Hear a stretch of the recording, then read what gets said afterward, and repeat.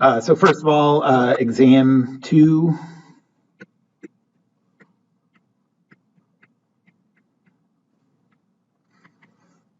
is next Thursday.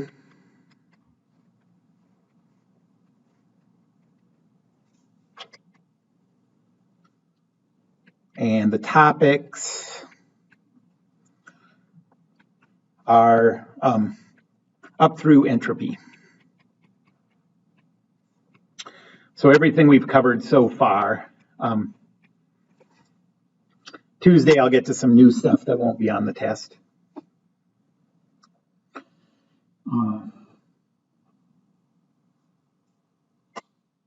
And I think I'm going to, I was thinking about it this morning. I think I'm going to put up another weekly assignment today or tomorrow. And you won't have to turn it in until after the exam, but I'm not giving another daily assignment today. So it'll give you something to do, you know. We need some more of those weekly assignments. And, hi.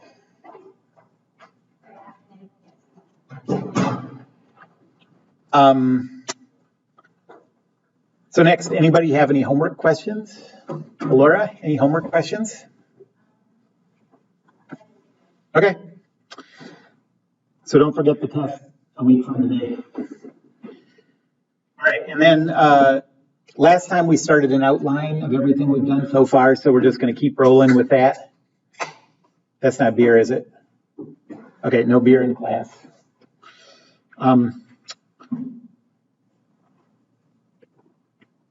So outline of topics continued.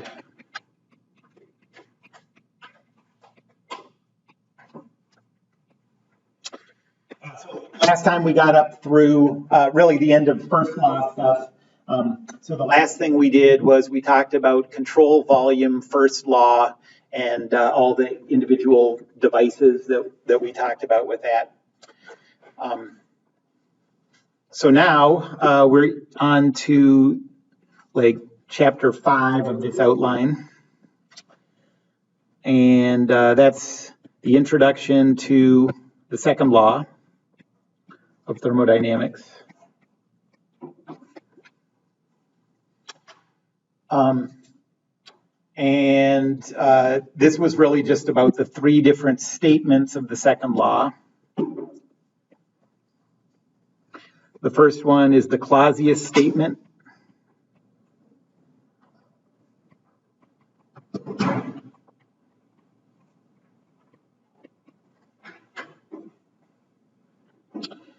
And the Clausius statement says heat cannot transfer spontaneously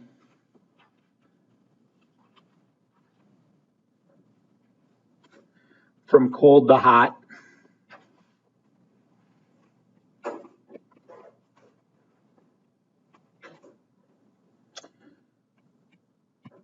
Or in other words,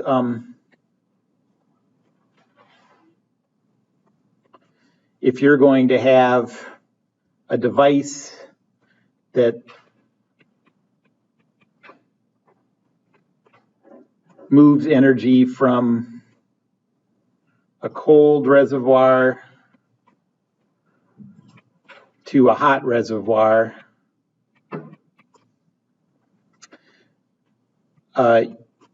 you need work as input. So work in this case has to be greater than or equal to 0. That sign convention shown there.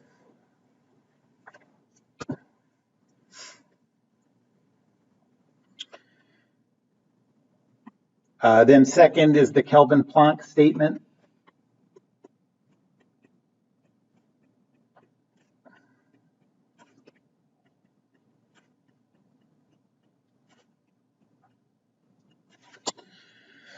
And that says for a system with one thermal reservoir,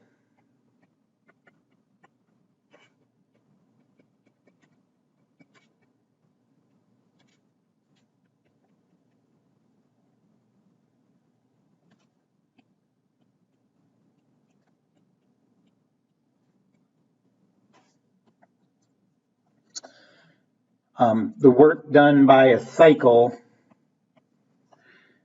is less than or equal to 0.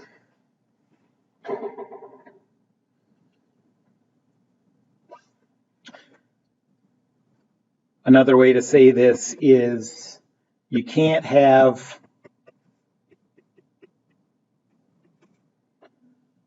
a power cycle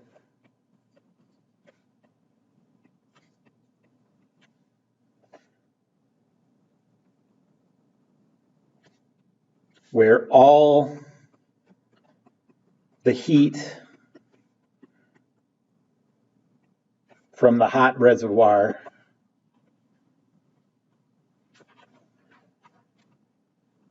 goes into work.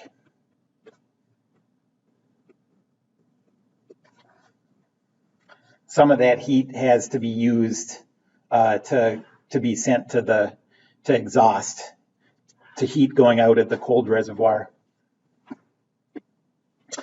And then we use this Kelvin-Planck statement, this principle, to talk a little bit about cycle performance.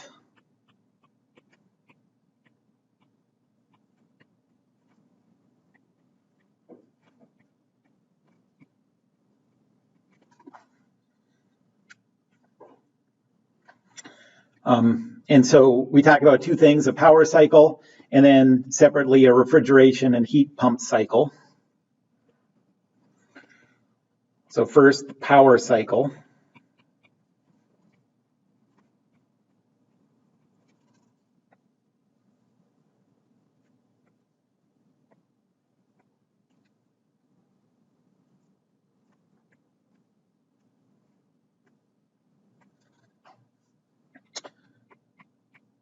So there's a hot reservoir and a cold reservoir. In a power cycle, heat goes into the system from the hot reservoir, that's QH. And heat is rejected to the cold reservoir, that's QC. And the result is work being done on the surroundings.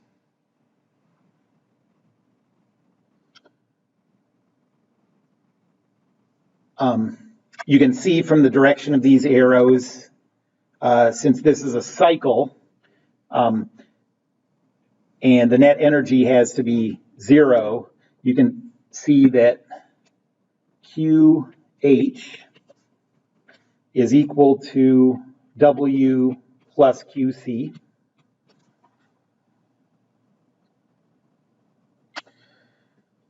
And then the performance of a power cycle can be evaluated by this coefficient eta.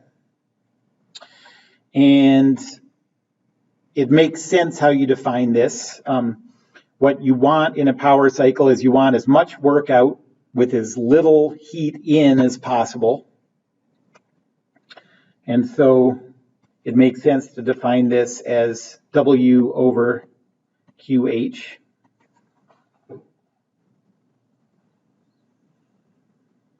And then you can use the energy balance equation over here on the right to replace W with QH minus QC, and you can rewrite this as 1 minus QC over QH.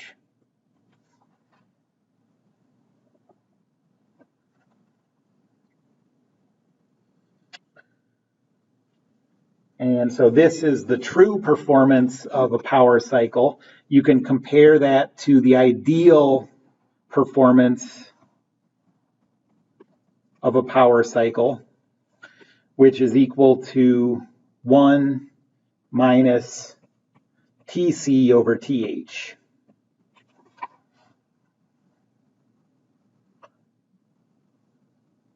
And that comes from the fact that a reversible power cycle has to have the ratio of QC over QH equal to the ratio of TC over TH.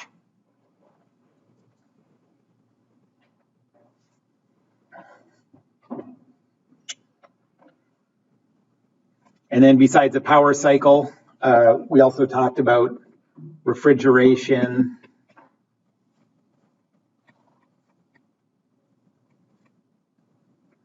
and heat pump cycles. Those are the same thing. You do them the same way. Heat pump cycle.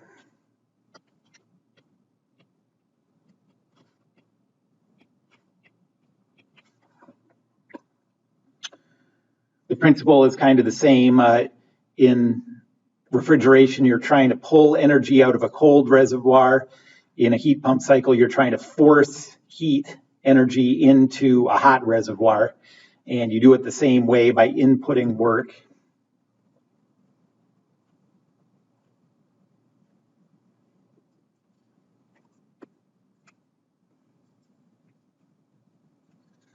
So again, we have a TH up above, a TC below. But this time, everything's going opposite. So this time, QC is going into the system.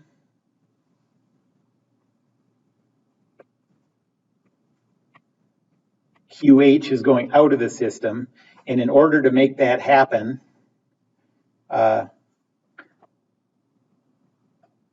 you have to have work going into the system.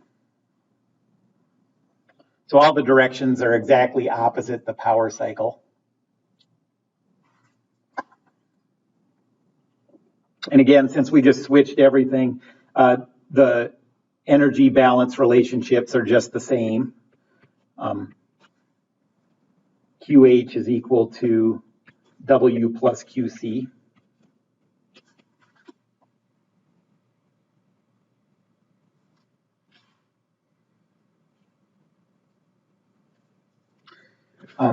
But what you're trying to accomplish in a refrigeration cycle and a heat pump cycle are different, so we have different measures of performance for those.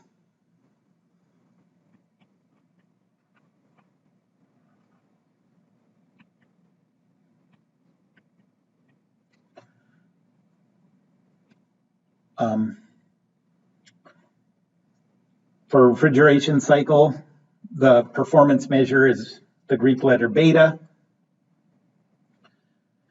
And just sort of thinking through it, common sense says that what you're trying to accomplish is in refrigeration is to get QC as big as possible and have W as little as possible.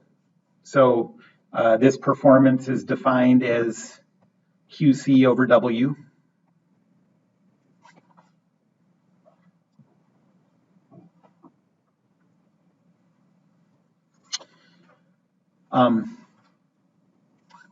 And just like with power cycle, now we can rewrite the work using the energy balance, and you can rewrite this as QC over QH minus QC.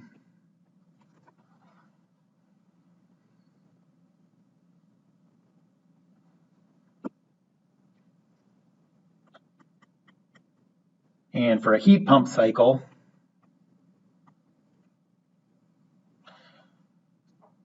the performance is the Greek letter gamma. What you're trying to accomplish is as big a QH as possible and as little a W as possible. So this is going to be QH over W. Well, I'll come back to it in a second. And again, you can replace W with QH minus QC from the energy balance and write this as QH over the quantity QH minus QC. And I forgot to write the ideal performance of a refrigeration cycle, but beta ideal, again, you can do that by just replacing the Q's with T's because that has to be the case for a reversible cycle. So that's equal to TC over, I'm making this messy.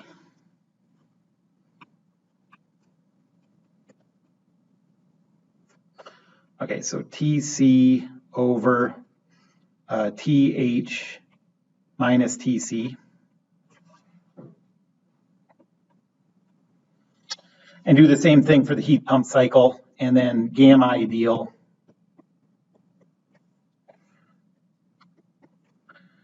is TH over the quantity TH minus TC.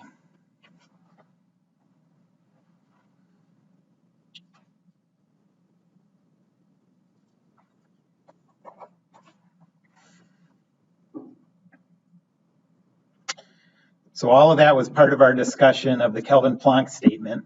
And then we got to the one that really quantitatively is the most useful to us. C, part C, is the entropy statement of the second law of thermodynamics.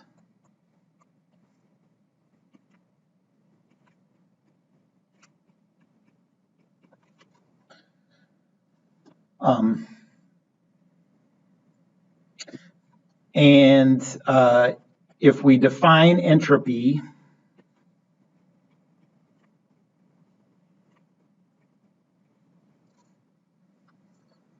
this way, or define the change in entropy this way, it's equal to the integral for an internally reversible process of all of the heat transferred divided by the temperature at which it's transferred all around the boundary.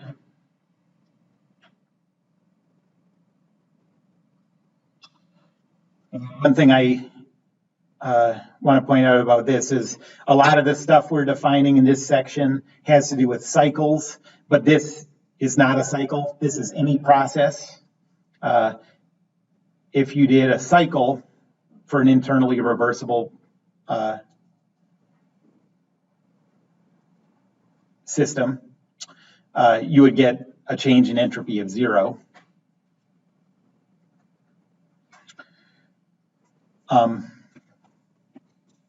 So if you define entropy that way, then the total entropy plus the total entropy for the surroundings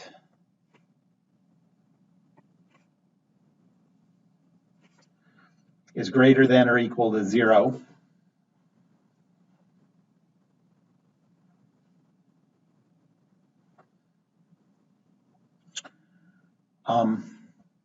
Or another way to say that is for a closed system,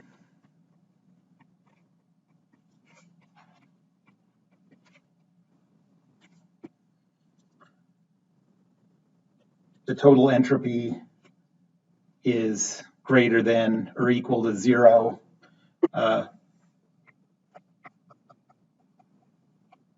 where S equals 0 is for an internally reversible system.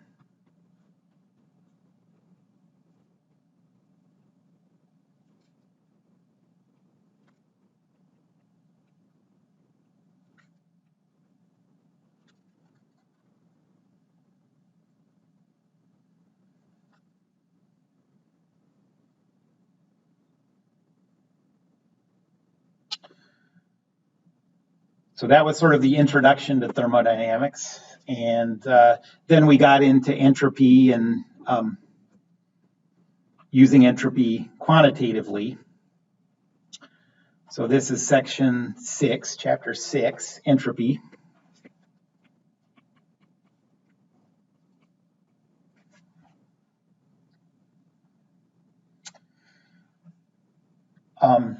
So first we talked about the Clausius inequality.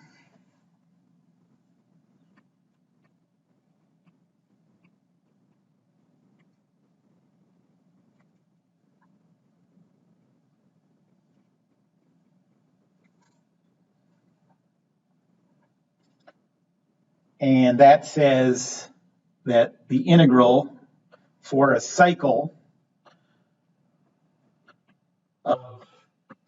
dq over temperature around the boundary is less than or equal to 0 for any process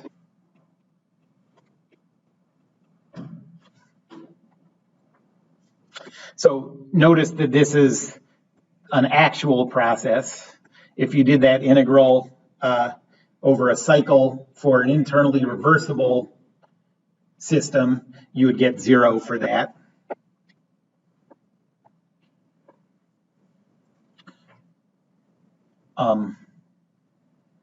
So equals 0 would mean it was internally reversible.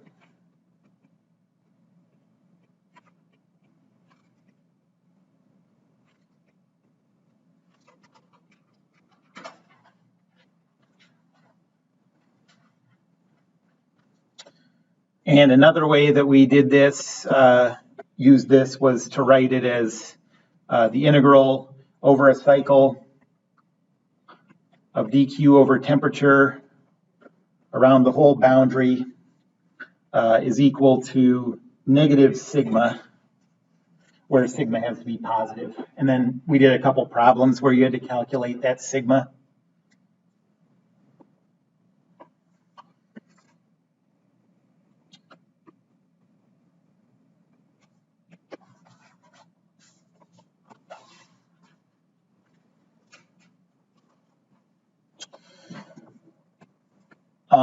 Part B.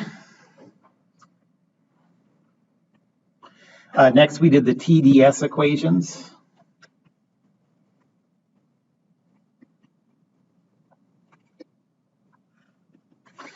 And these hold for any process.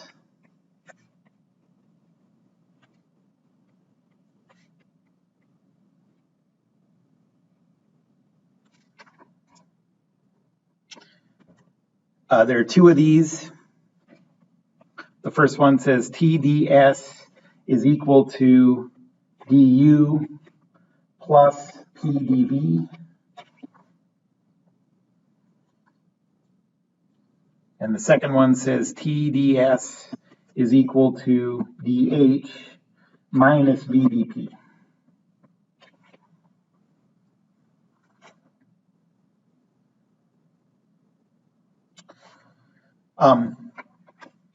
So when can you integrate these?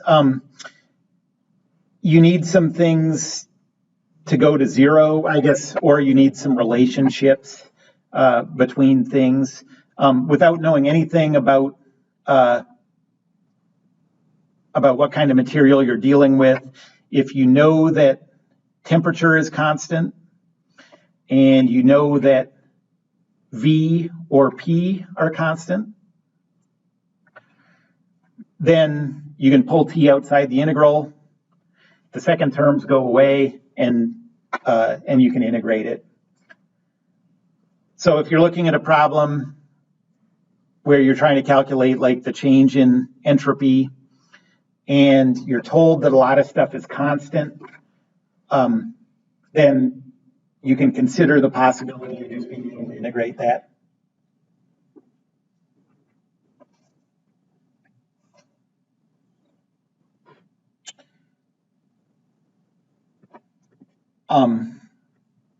And then like subcategory 1 here, we use this to calculate the change in specific entropy for 2 simplified cases. So the first one was the change in entropy for incompressible materials.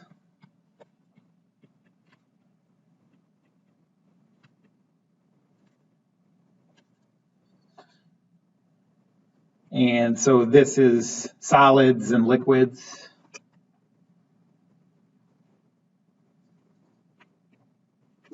Liquids are more important for us because we just, for engineering purposes, the liquid and vapor region are what we tend to care about. So the incompressible assumption, we assume that the specific volume is constant. we assume that the specific internal energy is a function of temperature only. That means that CV and CP are the same thing. We just call it C.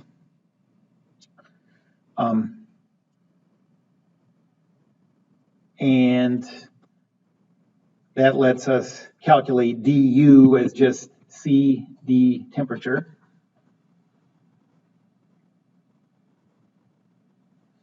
And so with these approximations,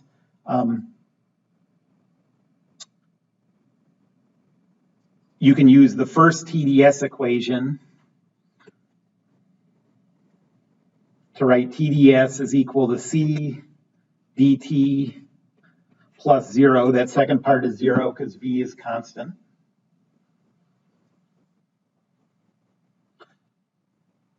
So ds is equal to C dt over T.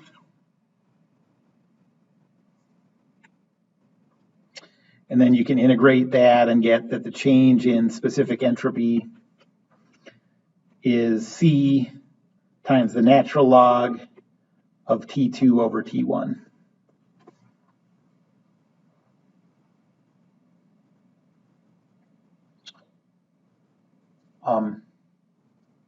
And so in the example, and I think one of the assigned problems, it gave you, like, you take a piece of some solid material and put it in a liquid bath, and then you have to calculate whether the temperature converges to the same thing or diverges to different things.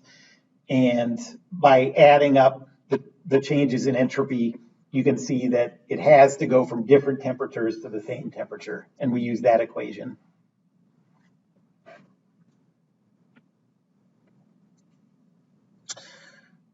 And then number 2, the second subcategory for the TDS equations was calculating the change in specific entropy for ideal gases.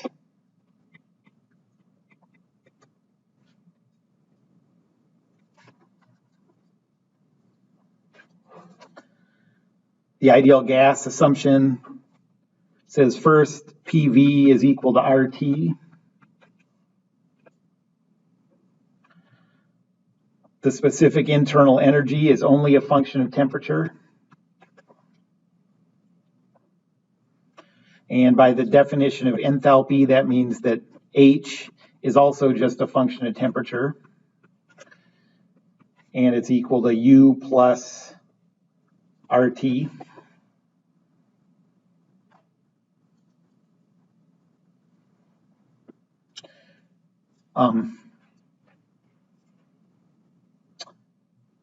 And using that, the TDS equations, no, not the TDS equations, just the definition of specific heats give you 2 more things. du is equal to CV dt.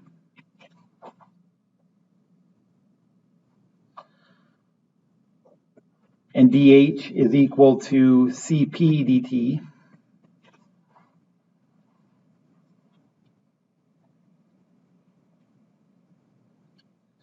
And now using these in the TDS equations, we did that 2 ways for ideal gases.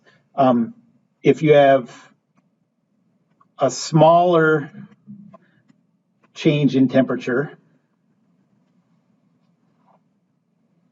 plug these into the TDS equations, and you get that the change in specific entropy is equal to CV times the natural log of T2 over T1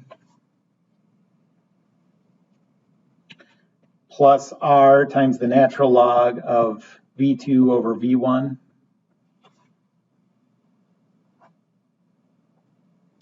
And make the substitution into the second TDS equation, and you get an equivalent one using different variables, just depending on what you happen to have in front of you. Delta S is equal to CP times the natural log of T2 over T1 minus R times the natural log of P2 over P1. So if you don't have too big a change in temperatures, then these can give you good results. And we've done examples with these where there were changes of temperature of over 100 degrees Celsius, and it still gave good results. But remember that, like with gases, there's a huge range of temperatures you can deal with before it becomes a supercritical fluid.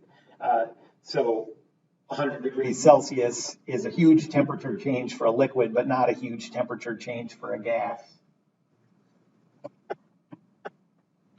And then for larger changes in temperature,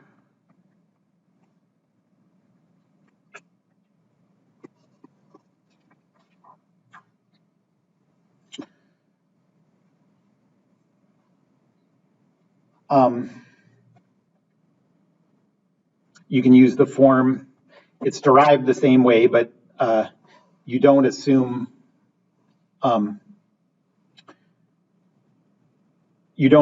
that the specific heats are constant with temperature. You get change in specific entropy is equal to S0 of T2 minus S0 of T1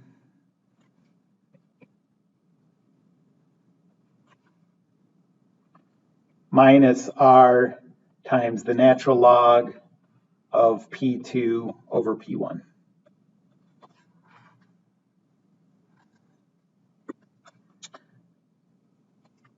And these you can look up in an ideal gas table.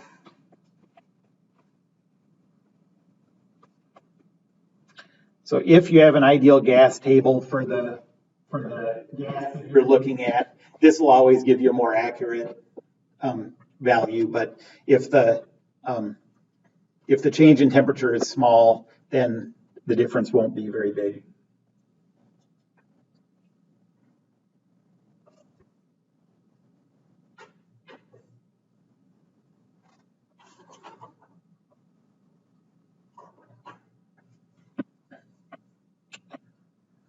Okay, and then part C,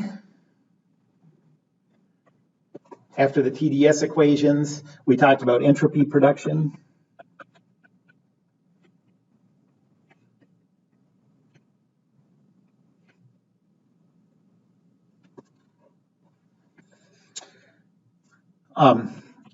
And we know that for any process,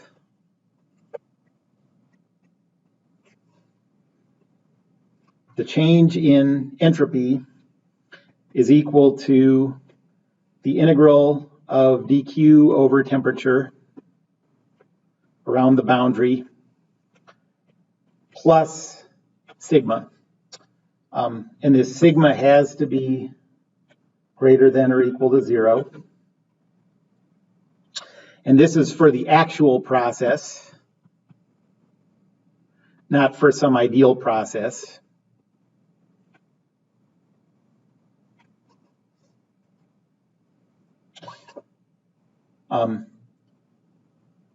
If this process is internally reversible, that sigma would be equal to 0 because that's the definition of change in entropy.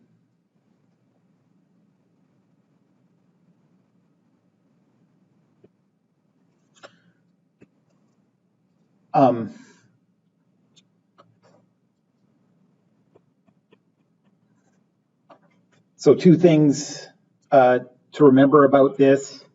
So we use this for to establish directionality.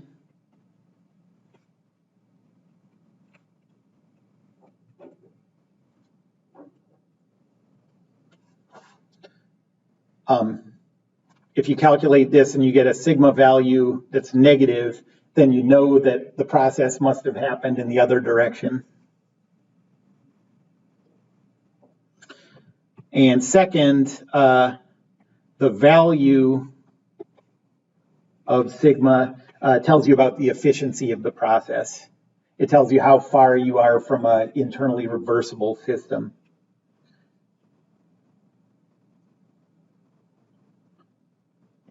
So it tells you about efficiency.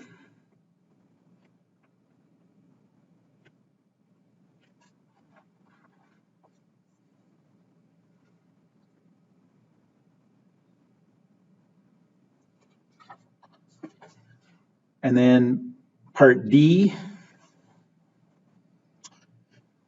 we talked about isentropic processes.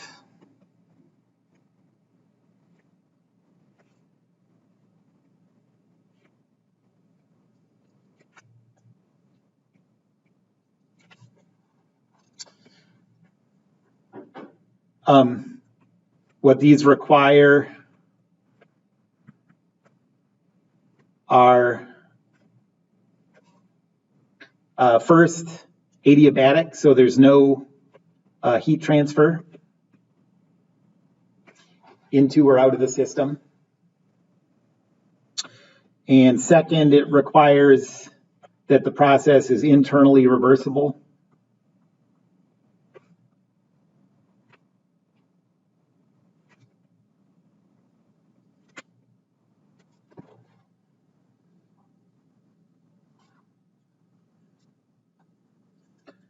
And isentropic means that the change in entropy is zero.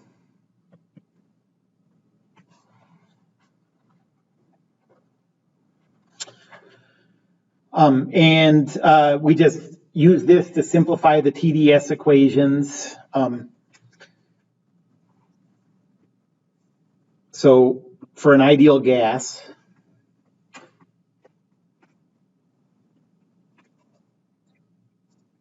if you have a smaller change in temperature,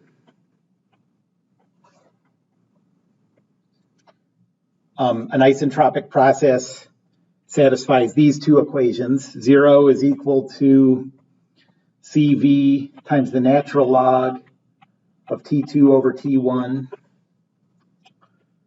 plus R times the natural log of V2 over V1.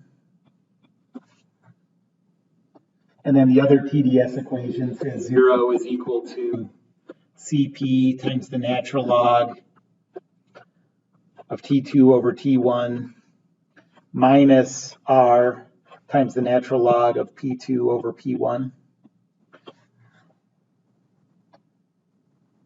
So those are just the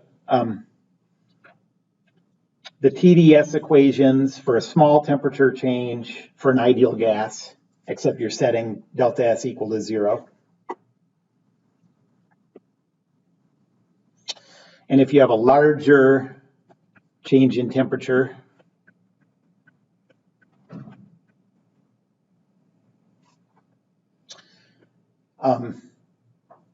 it takes a little more deriving, but you come up with this thing that says P2 over P1 is equal to P sub R at T2 over P sub R at T1.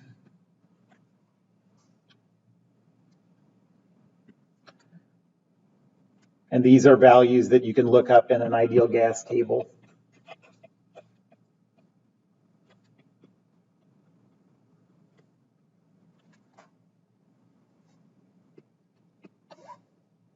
And the other TDS equation just gives you a relationship for specific volumes. So you can also do it as V2 over V1 is equal to V sub R at T2 over V sub R at T1.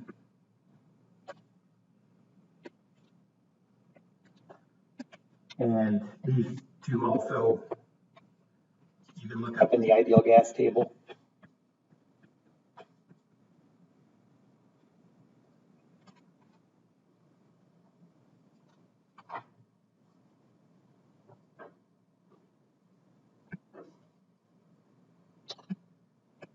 And then the last thing we talked about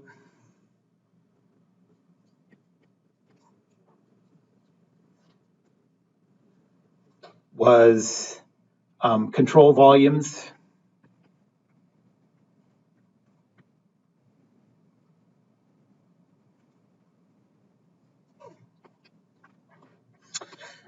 And we use this to analyze the same devices we did for the control volume approach to the first law and for mass balance.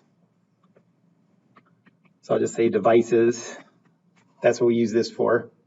And you get that ds dt for the control volume is equal to the sum of all the Q dots over the temperature at the boundary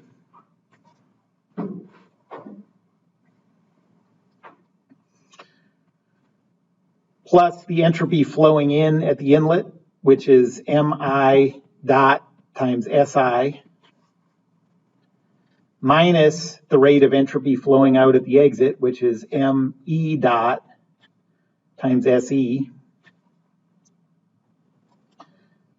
plus sigma dot.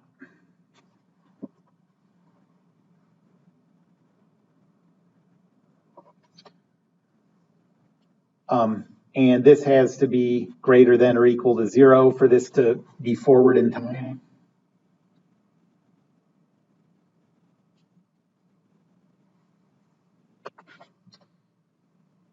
Just like we did with the first law for control volumes, it comes up often that we're doing, almost always that we're doing this for steady state.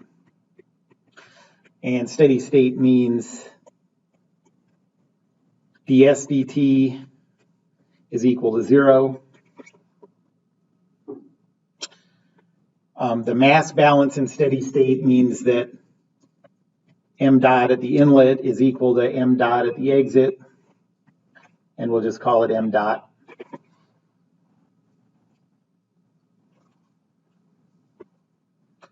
And then all the rates have to be constant, so q dot, m dot, and sigma dot are all constant.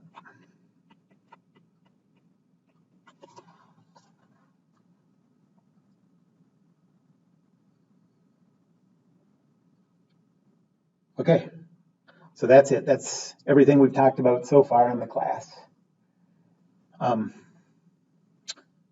Anybody have any questions about that outline? Well, for me, I find it sort of helpful to just set that out and put it out beside me, just have everything there in front of you. You might find that useful. But anyways, it's whether you do or not, I think it's a helpful review for the test.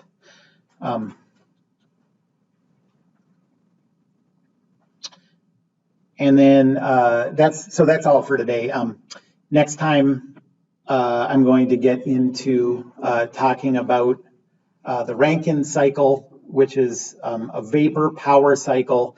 We've talked a little bit about power cycle efficiency and stuff, but now we're going to get into the actual 4 steps that make an actual power generation plant, and what are some of the considerations for efficiency, some of the ways you can improve it, that kind of thing. And we'll do that for a power cycle, and then after we're done with that, we'll do it for refrigeration and heat pump cycles too. Okay, that's it. Have a good weekend.